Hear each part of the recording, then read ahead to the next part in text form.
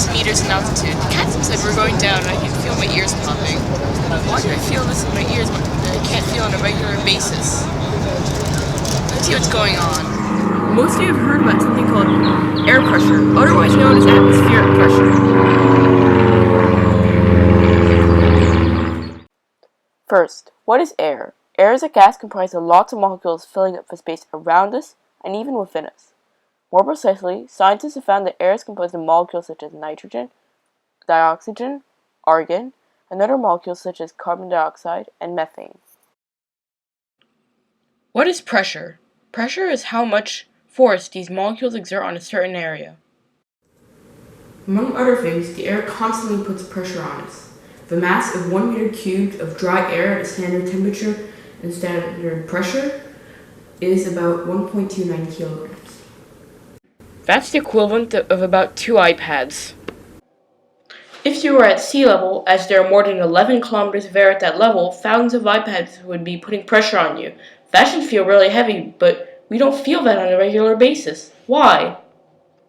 Because the body adapts so that the pressure of the fluids inside us is equivalent to the pressure of the air around us. This is why we usually cannot feel the pressure of the air exerted on us, unless our bodies are unable to react rapidly to the changes in pressure. I'll talk more about the effects of air pressure on our bodies in high altitude later. The amount of air pressure is not always consistent. It can change depending on certain factors. Émile Clapeyron, a French engineer and physicist, and one of the founders of thermodynamics, first stated the following formula to approximate the behavior of many gases.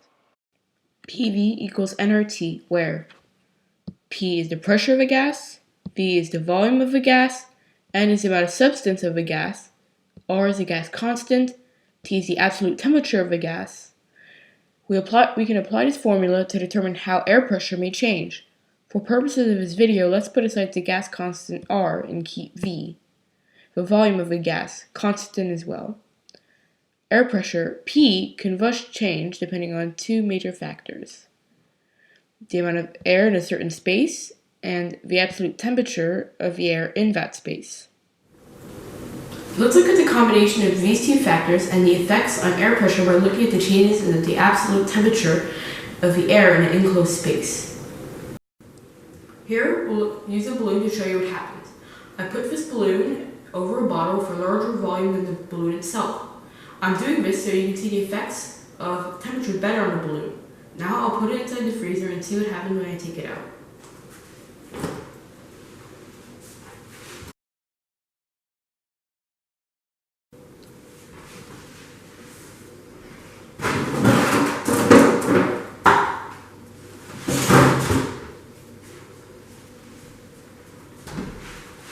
As you can see, the balloon contracted because the temperature went down.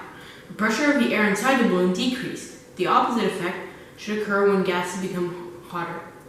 I will put the same balloon into some hot water.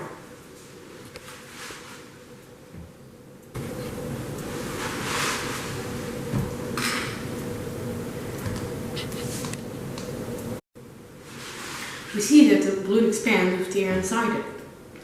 When you apply heat to gas, the gas molecules become more agitated.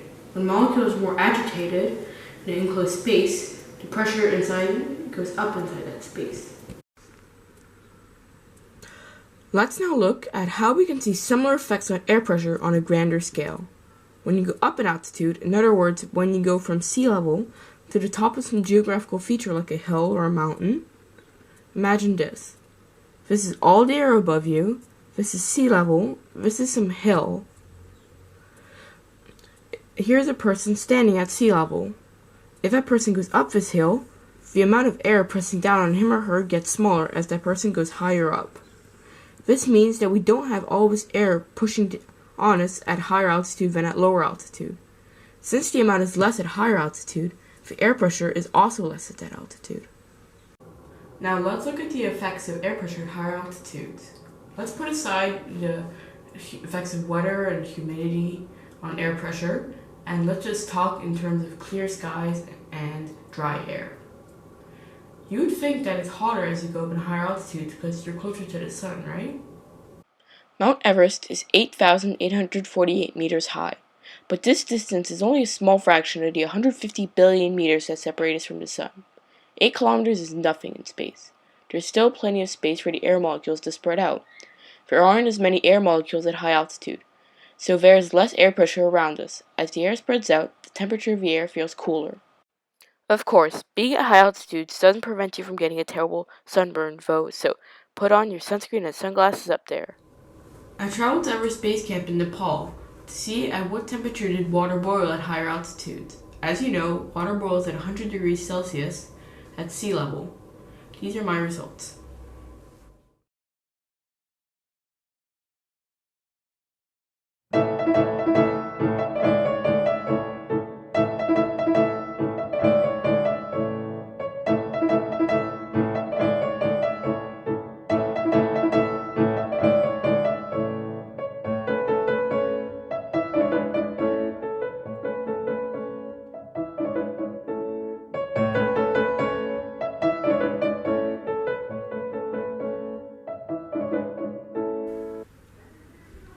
The temperature that the water boiled decreased the higher it went up in altitude. We measured that the average decrease in temperature of a boiling point every 1,000 meters was 2.52 degrees Celsius every 1,000 meters. Although scientists have measured a 3.08 degrees Celsius decrease every 1,000 meters.